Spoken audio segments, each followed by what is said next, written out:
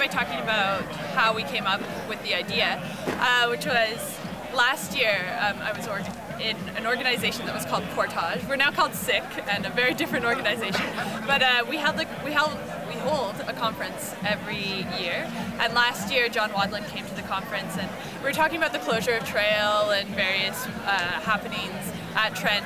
And he said, there are times when I just want to change all of the signs that say Traill College, change them all to Traill University, and invite all of the students and faculty who are interested in engaging in some kind of discussion together down and just hold rogue classes at Traill. I was hanging out with Sarah one day, and I was like, you know what would be cool?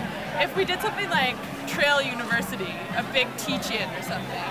And then, yeah, so Sarah was like, yes, let's do it. So we did it. Like, we kind of had to go through a lot of like red tape and bureaucratic hoops to do it, especially the outdoor concert barbecue thing. When we started thinking about the university part, we just put out a call for submissions as widely as we could, and we got such a huge response. And basically, the great thing about this day, I think, is that it's being organized by so many people because everybody's doing their part. So like the trend was really done by the Spoon today and the Free Market, and then everybody really took charge of their own workshops, and then of course Traill Cabinet just, you know, did everything for Party on the Hill. Yeah, and I mean that's sort of the whole point of a free school too, or a free university. It's like everyone's in charge, you know, and everyone is you know, in charge of putting together a workshop, being a teacher. I learned how to crochet today. It was pretty cool, and I also did some henna. Nice. Which was really exciting because I've never done it to myself. Traill University thing didn't clue into me until I started going to the workshops, and I was like, oh, it's like school, but awesome. The Traill University thing is totally like, it's a counterculture thing. Like, they talked about Aramark, and they're teaching more hands-on things as opposed to university where you're just learning theory. And this is also kind of a fun way to celebrate the end of school and the closing of Traill, which is really sad. When Traill College was founded in the early 1860s, this was the college, Scott House. It was bought by the university. And then Langton House was bought very shortly thereafter to be the residence for the college. So the dining room was here, classrooms were here. And it was an all-girls college. Did you know that? We will be going now from an all-female college to a co-educational college, finally to a graduate college in the humanities with the new legislation, as it were, from the university. I'm very sad that that happened on the one level, but I'm very glad that we were able to preserve Traill. Because our concern, and it was a very big one, was the events that transpired regarding Peter Robinson were going to repeat themselves. And I think your question about how to use our memory is about, like you said, looking at what do we remember, whether it was real or not, and what of it is what we want to keep. You know, do we want to keep a building because of the building itself, or because of what that building meant? And it's because of what that building meant, then what did that building mean, and what are other ways that we can create that?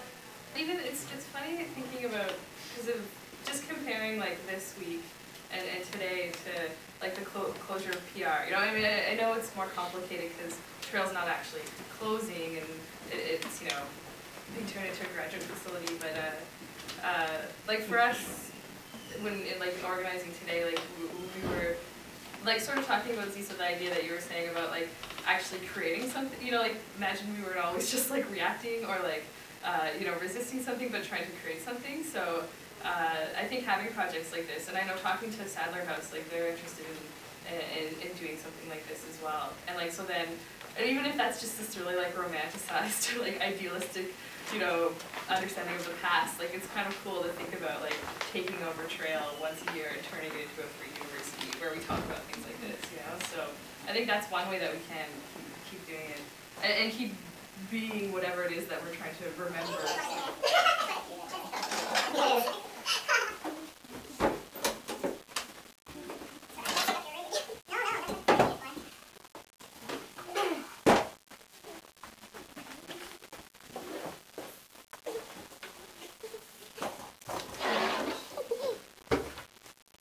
ideas for like coping with that kind of situation? How would you react? What would you do if you were the man? Maybe trying to be the doctor before putting yourself in a situation that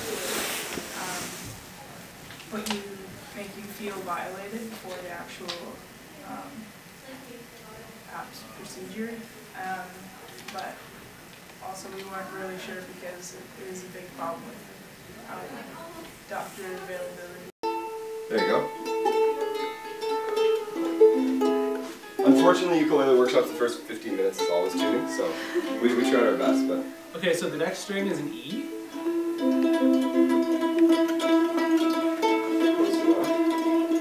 Pretty close. It's all about the dissonance in that thing. Next one is a C.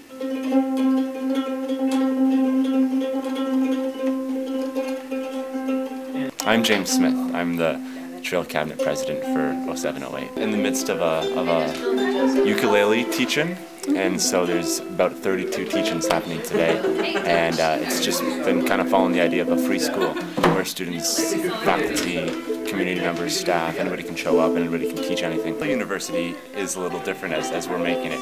Traill University is whatever students want it to be.